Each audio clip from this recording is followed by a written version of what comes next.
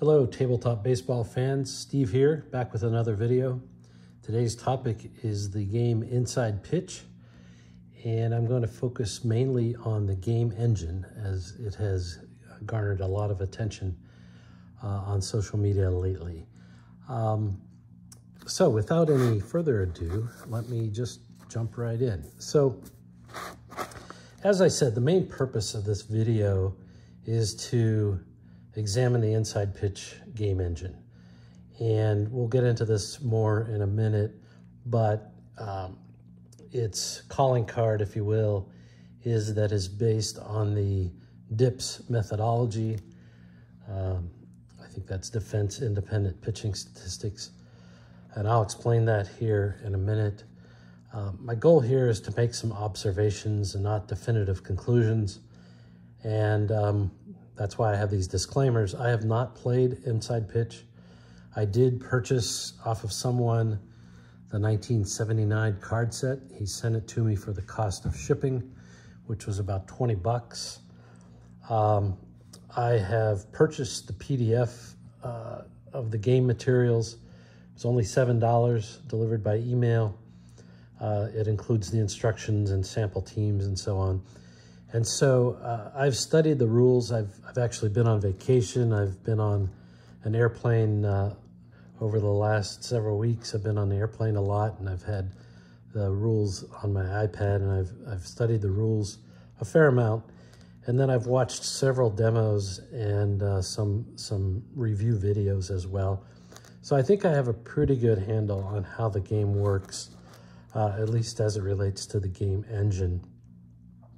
Just to be clear, you've heard me talk about reverse engineering various games. I haven't tried really to reverse engineer this game, other than I've done a few calculations to try to make sure I understand it in a general sense. As a matter of clarity, if a game is still for sale, I don't think it's right for me or anyone else to reverse engineer the game and create cards and so on, even if they're just given away. But if there's a vintage game that's no longer in print, the owners are likely passed away or not able to be found, that's kind of where I play. Unlike some games, there is a wealth of information available about InsidePitch, and there is a forum in the Delphi forums specifically for InsidePitch with some activity, and then InsidePitch also gets a fair amount of airplay in the tabletop sports forum on Delphi forums. And then, as I mentioned, there's a lot of YouTubes. So to that point, I'll put this in the description, but there are a few YouTube videos that I looked at, each of which kind of do something different. The first two are kind of more tutorials or demos. The third one is a little more critical review of InsidePitch. I think if you're interested in this game, first of all, buy the $7 PDF and check it out. And then secondly, check out these videos and you'll get a pretty good feel for what the game is about. I will also put this slide deck on Google Drive, and if you ask for it, I will give you a link and permission to download this PowerPoint and any of the others. Many of you are return visitors to my channel, but the details are down below, including my email address. Comments are appreciated. I most likely haven't gotten everything right here about InsidePitch.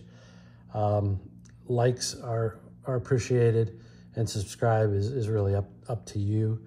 I will say, before I go any further, InsidePitch, it seems people either love it or, I hate to use the word hate, but either love it or hate it.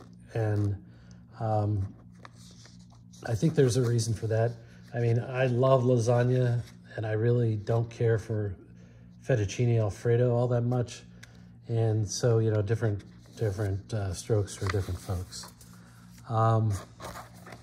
Okay, here's some observations. Some of these are mine, some of these are other people, but InsidePitch has a bit of a learning curve. I think above all, which I haven't done yet, I think just sitting down with the cards and the dice and just starting to play the game, I think you probably can get the basics down pretty quickly.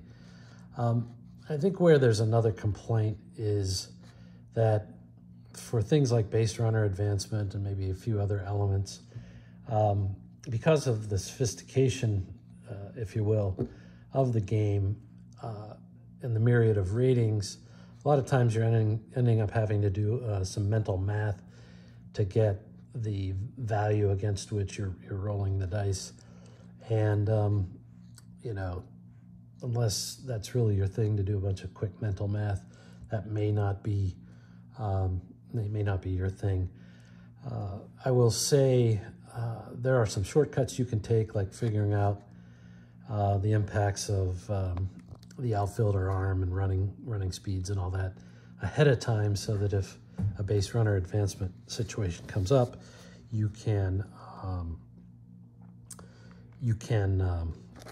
kind of just refer to your cheat sheet that you've done. And in this particular video, the second one here, a guy shows you how to do it. As you'll see here in a minute, InsidePitch, the primary driver of InsidePitch is a 6x6 matrix, which is a result of having two 6-sided dice of different colors. And, you know, in and of itself, 2d6, that does not provide enough precision for a baseball sim. And I've commented on that in other videos. It just creates some challenges or limitations. InsidePitch gets around that in a couple of different ways. The main one being that at the same time you roll the 2d6, you should roll a d20 die, so it's really effectively only one roll of the 3 dice. And all those can come into play on almost every play.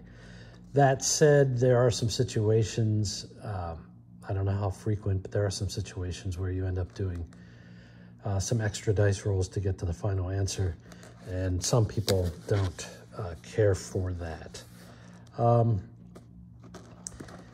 Ballpark effects are more prominent in InsidePitch than in some other sims, not all, but in some other sims.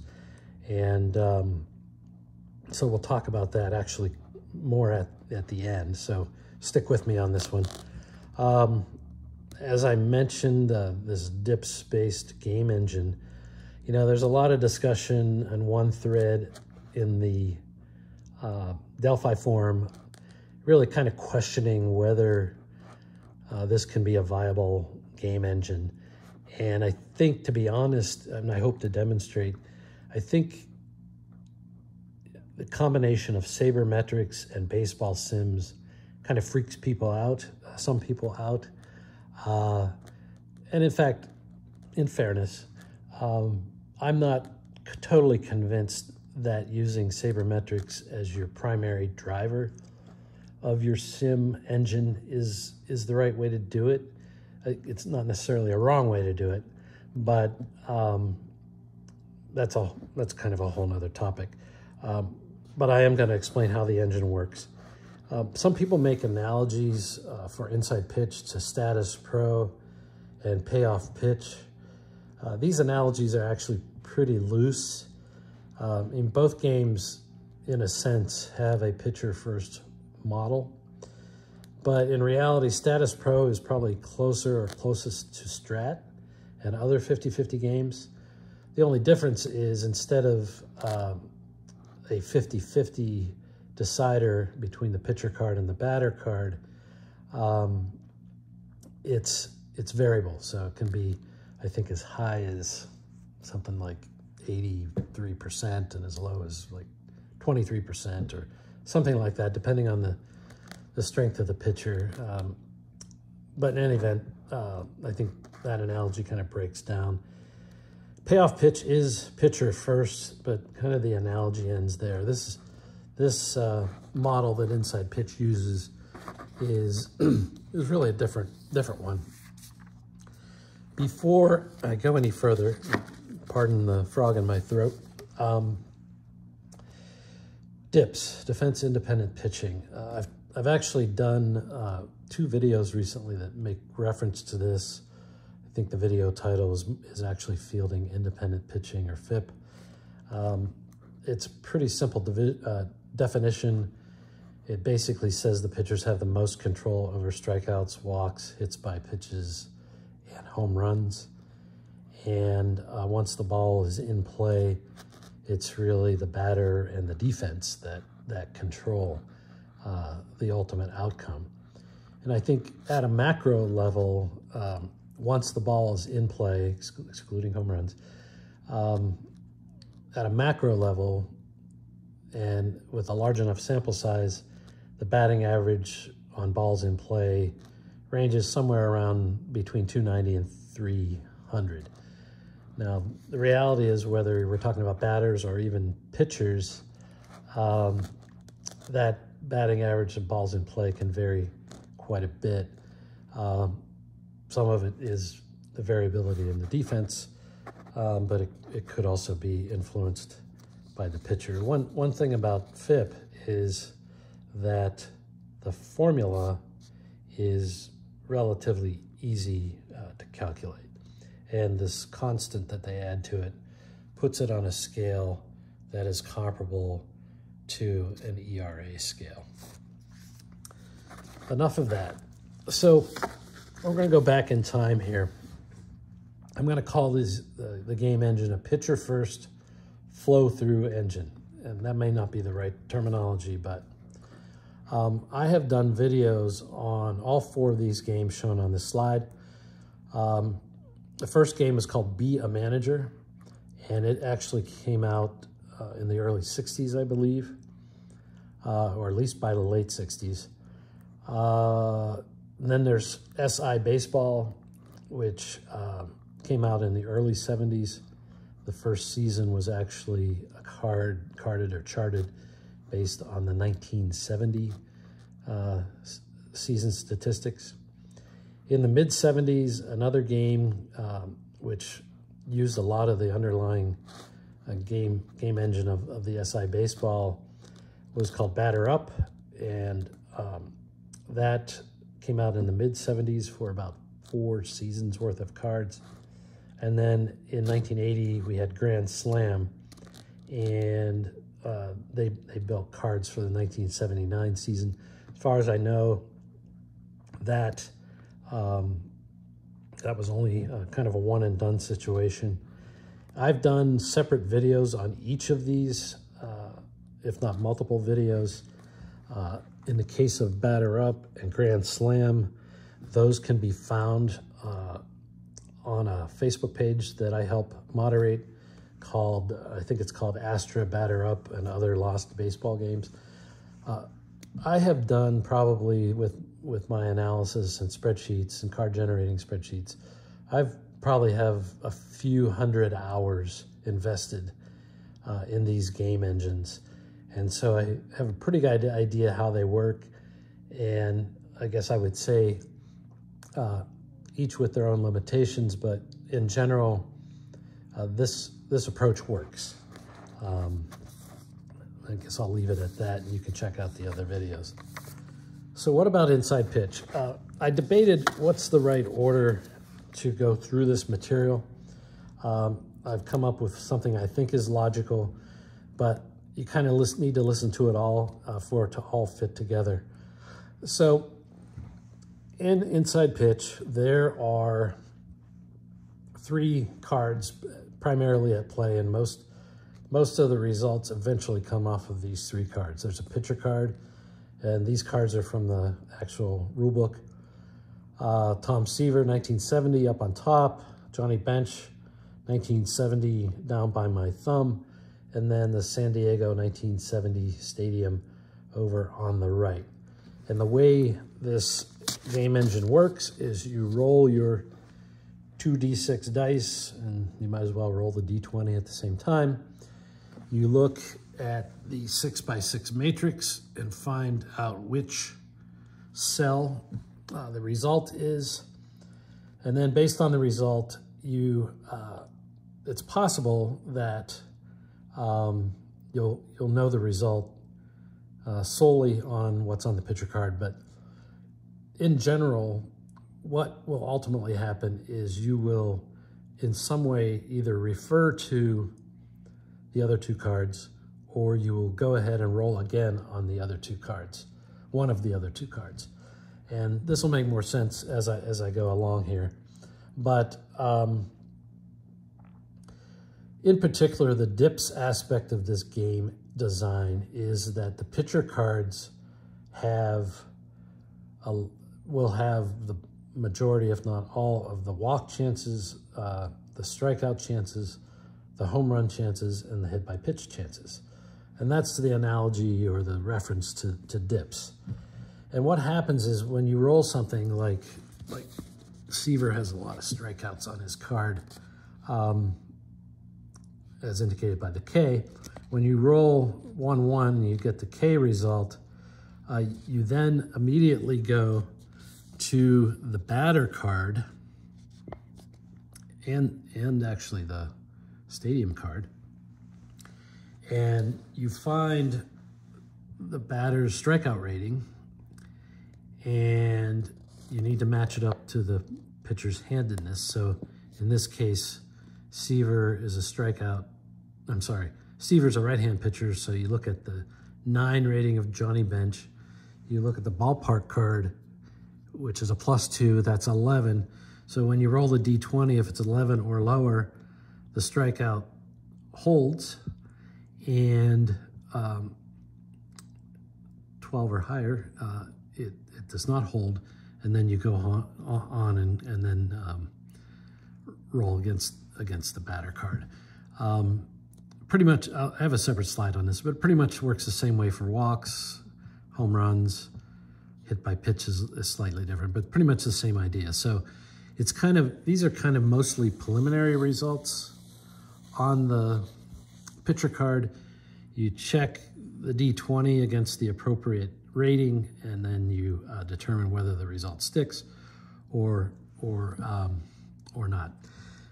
I did mention an analogy to to payoff pitch. Somebody actually did make an interesting point, which kind of was an interesting way to think about inside pitch. In some ways, the K result or preliminary K result is like the tough result in inside pitch.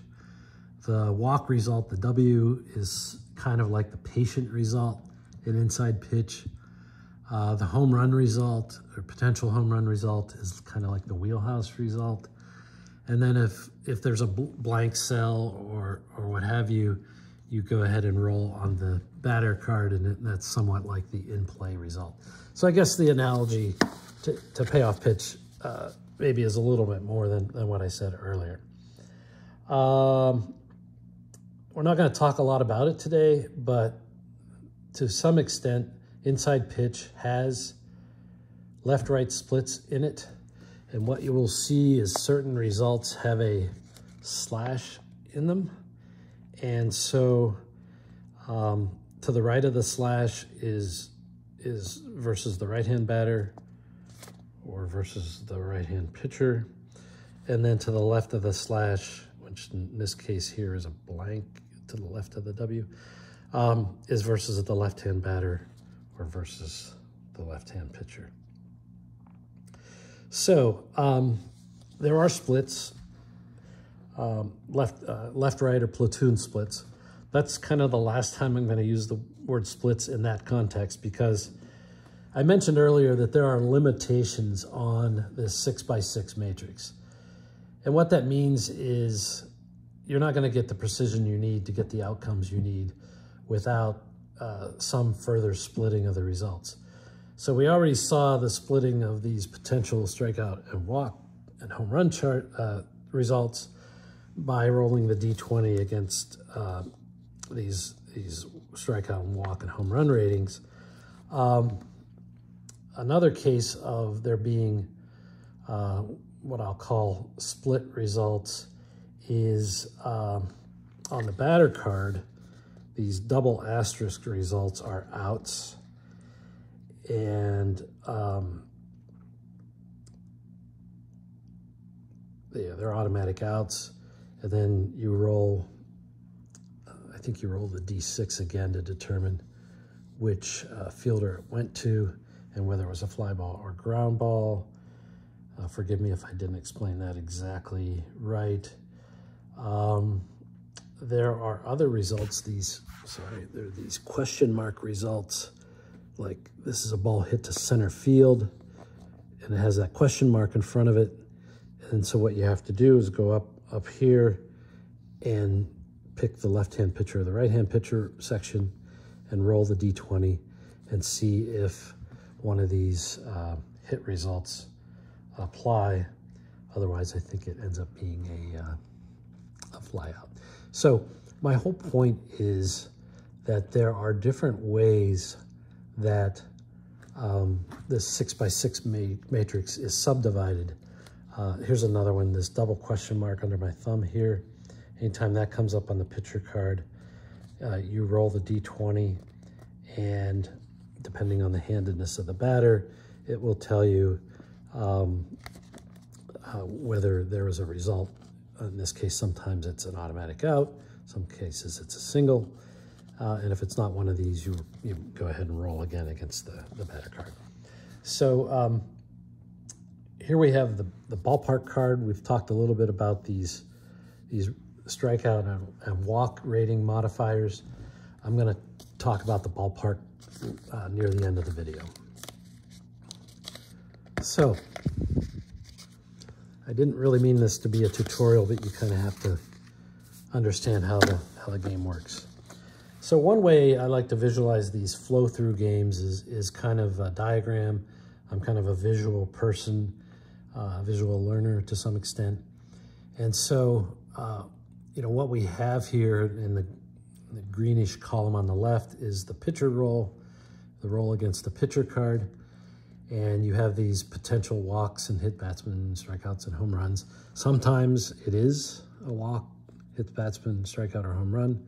If it is not, then you'll roll against the batter card. If it's a blank on the pitcher card, you'll roll against the batter card. If there's something called an RP, that'll get rolled against the batter card. And then there's 3 different potential error rolls. You do roll against the batter card, but you do an error check before determining the final result. And so, you know, once you do a roll against the batter card, then you will produce a final result. I'll probably talk about this a little bit more, but pitcher cards can have both hits and outs, explicit hits and outs on their card. Seaver has, I think, at least one of these. We'll talk about his card in a minute. And once you achieve those results, the plate appearance is over. So anything in blue here is the final result. Then you have potential results that have the @ symbol. And the @ symbol is what tells you when to roll against the ballpark card. And then based on your roll against the ballpark card, again, you will achieve a final result. So that's the flow. And to be honest, in different forms, all 4 of those games that I showed you previously work in a somewhat similar way. I'll do a side-by-side comparison here in a minute. Okay. So this is just a cheat sheet. Tells you how to resolve a W or a K or an HR or HBP or a wild roll on the pitcher card. It tells you what ratings you combine in order to get the number against which you roll and compare the D20. You know, in the case of, I think I've already explained walks and strikeouts and home runs, but in the case of hits by pitches, you actually add the batter and pitcher hit by pitch ratings together, and that's the number you roll against. And then this WLD or wild result is where you determine if there's a possible wild pitch or pass ball. Obviously, you can't have that if nobody's on base, and so you just re-roll against the pitcher card. In the case of wild pitch, it's all about the pitcher's wild pitch rating. In the case of pass ball, it's a combination of the pitcher's pass ball rating and the catcher pass ball rating. And this is one case where you have to roll another D6 roll to make the final result. I think as we saw earlier, a lot of these ratings that are mentioned here are specific to the handedness of the players involved, except for hit by pitch and wild pitch and pass ball.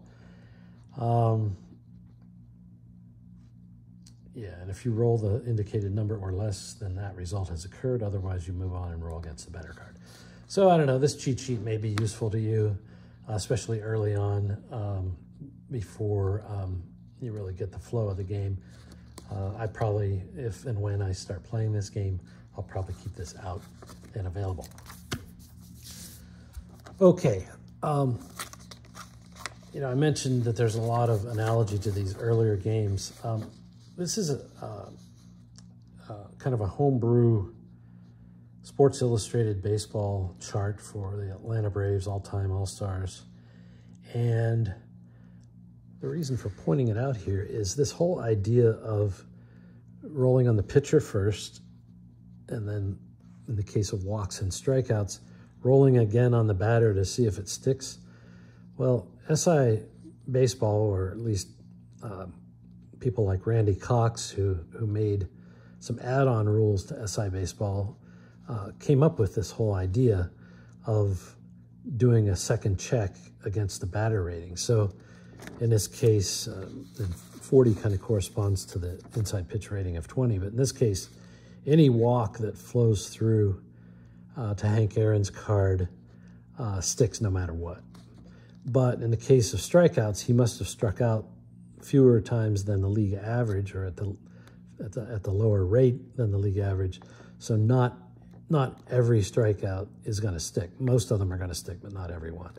And so, you know, kind of in some ways, just pointing out there's really nothing new under the sun to some extent.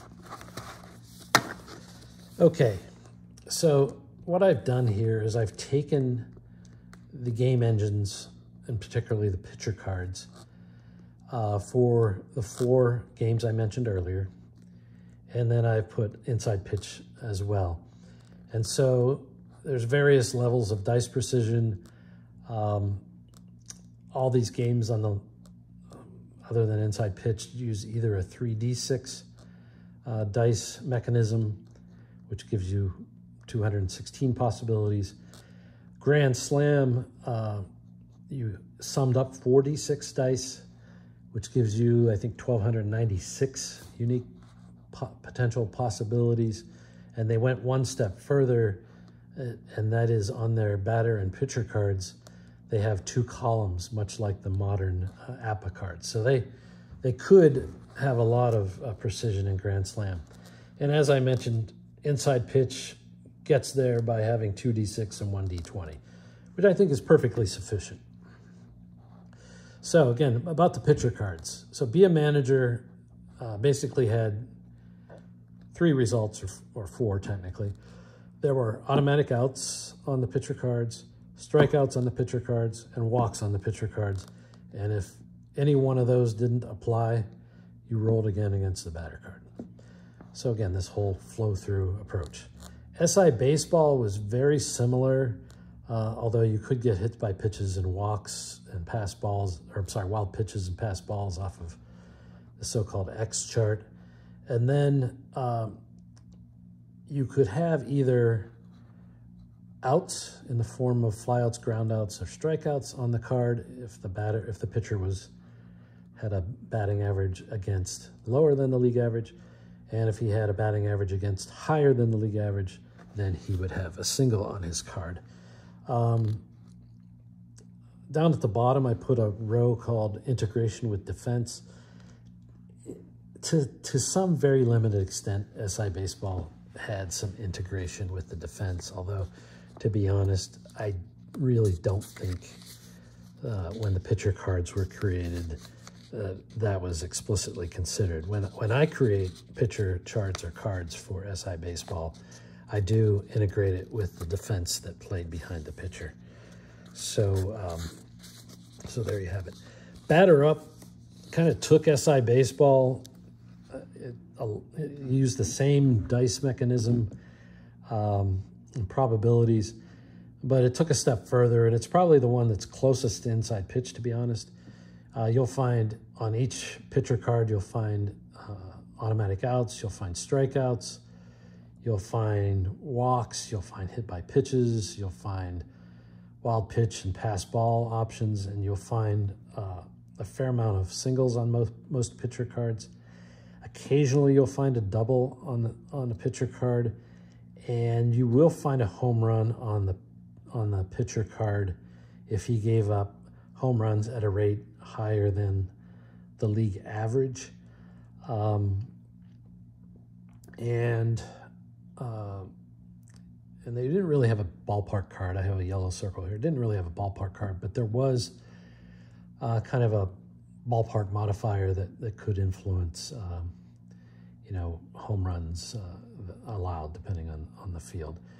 Whether any of the ballpark or the defense ratings in Batter Up were integrated at all with the pitcher card, I really don't know. And full disclosure, even in the cards I create, there's really no integration there. Grand Slam was another take on a similar game. The only difference is that for some reason, other than a few stray home runs, Grand Slam didn't have hits on the pitcher card, and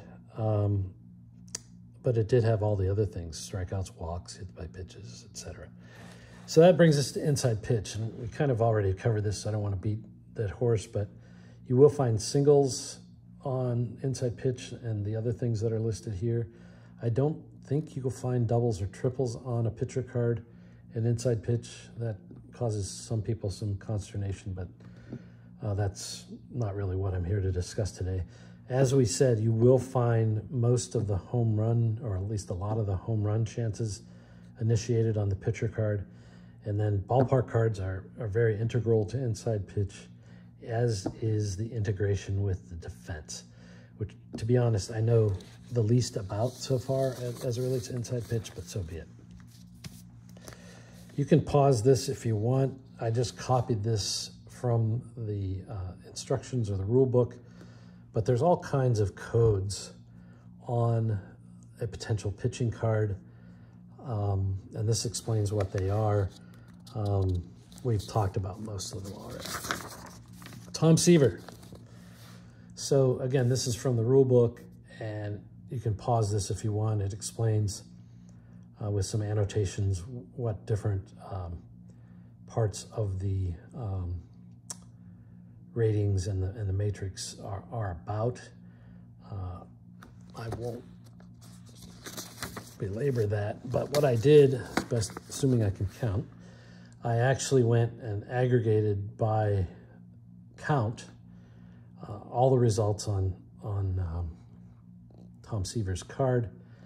Some of these results you'll find, I think, on almost every pitcher card.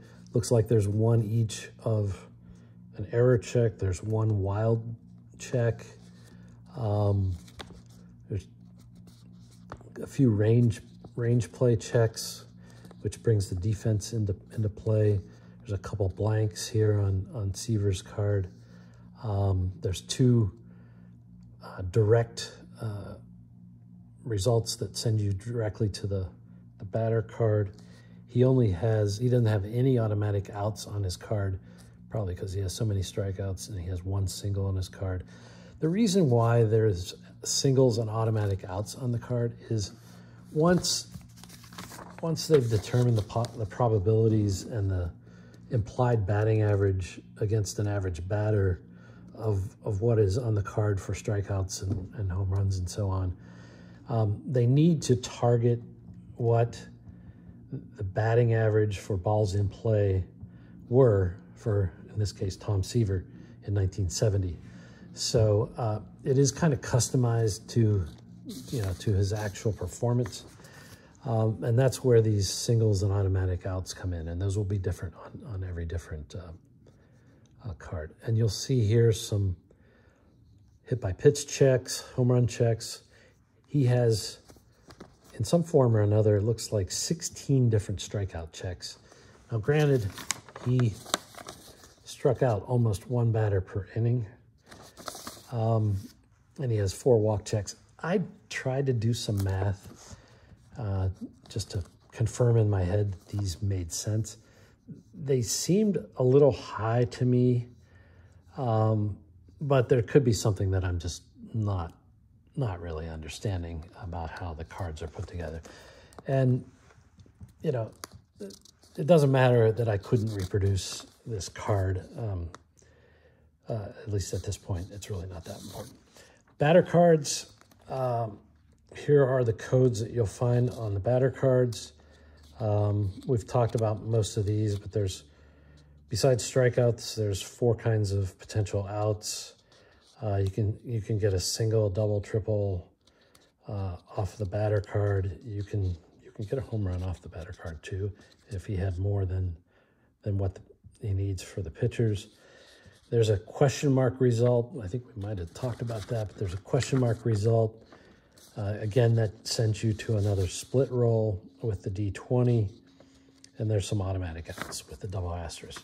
So here's Johnny Bench. Feel free to freeze this if you want, but this is his card. I guess we'll take a look at this. Yeah, we'll take a look at this. So here you see his strikeout ratings, which are 10 and 9, which would tell me his strikeout rate per plate appearance was about league average. And here you'll see that against left-hand pitchers, he didn't draw as many walks, but he was about league average for against right-hand pitchers. And then he had a lot of home runs that year. And so these 20s mean that anytime a pitcher sends a home run or rolls a home run result that requires a check on the batter card, it's going to stick. So you wouldn't even need to roll in that case. I did do some math on Johnny Bench. I'm not going to belabor this. According to my math, the ratings, I would say, that I just showed you for strikeouts, walks, and home runs, at least directionally make sense. They may be off a little. I think some of it may be because walks and strikeouts in particular, and home runs, are influenced by the ballpark cards. And as I understand it, they take into account what ballpark the player played in. I know all of his home games, and in the case of Johnny Bench, would have been Riverfront Stadium. I believe they were in Riverfront by 1970. I know the Pirates were in Three Rivers by the middle of 1970. Anyway, they take all that into account. Here's Johnny Bench's card. And you can see there's, lots of outs and some hits and so on. I did do just a high-level calculation of the implied batting average for balls in play of this card. And I think I came up with a 244 batting average for balls in play. His real batting average for balls in play was 281. But don't forget, as we'll see here in a minute, there are also hits that can come from range play checks and from the ballpark card.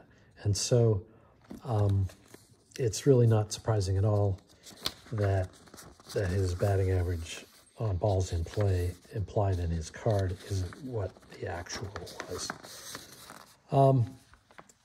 So, there's a lot of discussion about whether inside pitch is accurate. I don't think I've seen anybody demonstrate in any way that it's not accurate. I think there's some skepticism by some people that it might not be, possibly, if only by virtue of its complexity. However, you could test the accuracy in multiple ways, but one way to do so would be to take, for example, the Seaver card, a sample ballpark card, and the bench card, and calculate out by hand all the probabilities of results. And Strat is nice because their card viewer app does that for you. So bench had a batting average of 280 against right-hand pitchers. Seaver had a batting average against of 215. And so when you put them together, they should have a batting average of 248, which is exactly what this says. If you're interested about measuring accuracy, you can check out my other YouTube video on that. I'm at risk of my iPad running out of power here, so I'm going to try to go quickly here. So here are the ballpark codes. I would suggest you pause and study that for a minute, but it's some various hits and out types, and some lefty-righty splits even. I've compared 4 ballpark cards that I have in my possession, 3 from 1979 and 1 from 1970. You can look at this and see that there is variability in these cards. They each have their own walkout and strike and home run adjustment ratings, although the home run adjustments are rare. And you can see that, for example, there's different amounts of home runs. So Wrigley Field has a higher home run possibility than it has 5 chances versus none in Shea Stadium. The one thing that confused me here, since I happen to have San Diego 1970 and San Diego 1979, is it's the same ballpark. I went to seam heads and looked at the dimensions. You can see the dimensions were the same all the way from 1970 to 1979.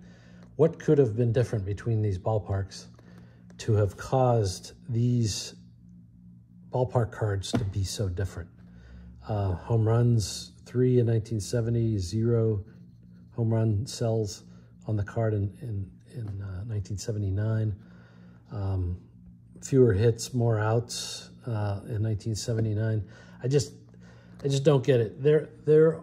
There's another well-known modern baseball game that also has a lot of variability in the ballparks from year to year. I really don't get it.